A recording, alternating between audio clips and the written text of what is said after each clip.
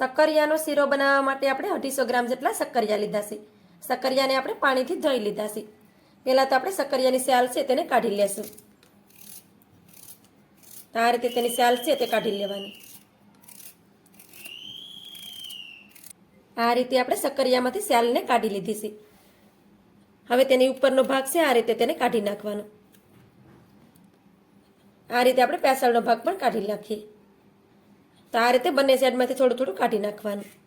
હવે આપણે પાણી લઈ લેવાનું છે, કેમ કે સક્કરિયાને આપણે બારા રાખશું તો સક્કરિયા કાળા પડી જશે. હવે તેમાંથી આપણે આ રીતે ટુકડા કરી દેવાના છે.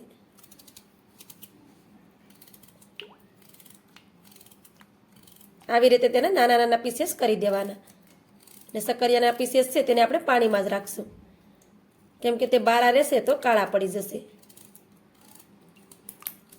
તો આવી રીતે આપણે બધા સક્કરિયામાંથી નાના પીસેસ કરી અને પહેલાં રેડી કરી લઈએ.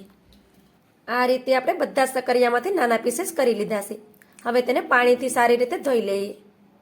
સક્કરિયાને આપણે પાણીથી સારી રીતે ધોઈ લીધા છે. હવે તેને આપણે પાણીમાં જ રાખશું. હવે આપણે આગળની પ્રોસેસ કરીશું. શીરો બનાવવા માટે આપણે કુકર લીધું છે. કુકરને આપણે ગેસ ઉપર રાખી દીધું છે. તો તેમાં આપણે 2 ચમચી ભરી અને ઘી નાખી દઈએ. ગેસની ફ્લેમને ચાલુ કરી દઈએ. ઘીને આપણે થોડી વાર માટે ગરમ થવા દઈએ. ઘી આપણું સારી રીતે ગરમ થઈ ગયું છે. હવે તેમાં સક્કરિયાના ટુકડા છે તેને નાખી દઈએ.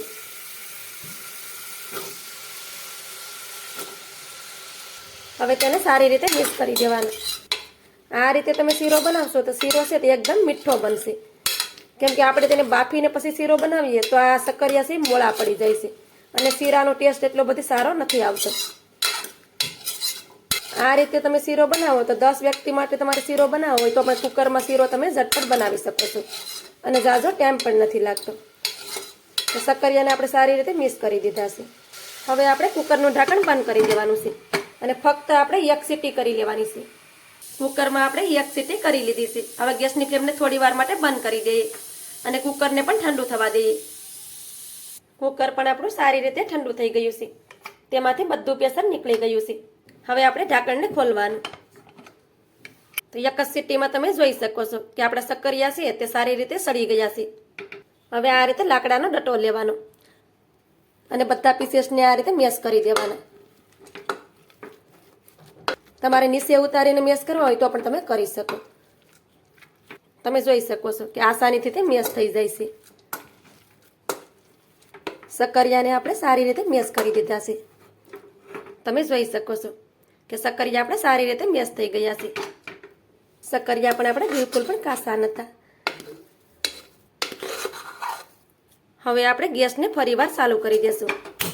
પછી તેમાં અડધી વાટકી ભરી અને દૂધ નાખી દેશું. તેની સાથે આપણે થોડીક ખાંડ નાખી દેશું. સક્કરિયા પણ મીઠા હોય છે એટલે ખાંડનું પ્રમાણ થોડુંક ઓછું જ રાખવું. તમને શીરો વધારે મીઠો પસંદ હોય તો વધારે ખાંડ પણ તમે નાખી શકો. થોડોક આપણે એલચીનો ભૂકો નાખી દઈએ. થોડાક આપણે કાજુ અને બદામના ટુકડા નાખી દઈએ. હવે બધી વસ્તુને સારી રીતે મિક્સ કરી દઈએ.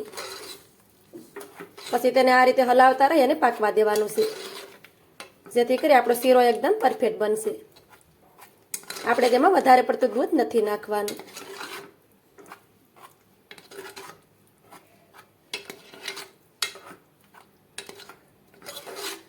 સક્કરિયા આપણે સારી રીતે બફાઈ જાય પછી તેને તમે તપેલીમાં અથવા તો કડાઈમાં શીરો બનાવો તો પણ ચાલે. હવે આપણે તેને હલાવતા રહી અને પાકવા દેશું, જેથી કરી ખાંડ પણ આપણી સારી રીતે ઓગળી જાય. તો આ રીતે શીરો તમે પણ ચોક્કસથી બનાવજો. મારી ચેનલ પર તમે નવા હોય અને હજી સુધી મારી ચેનલને તમે સબસ્ક્રાઈબ ન કરી હોય તો સબસ્ક્રાઈબ કરી દેજો અને મને સપોર્ટ જરૂરથી કરજો.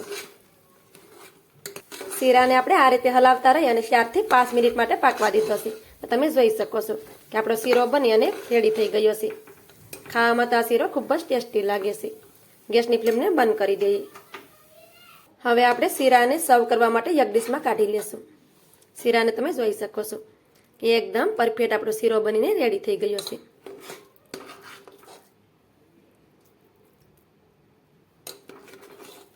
તો આ રીતે શીરાને આપણે એક ડીશમાં કાઢી લીધો છે અને શીરાને તમે જોઈ શકો છો કે જોતાં જ મોઢામાં પાણી આવી જાય તેવો આપણો શીરો બનીને તૈયાર થઈ ગયો છે.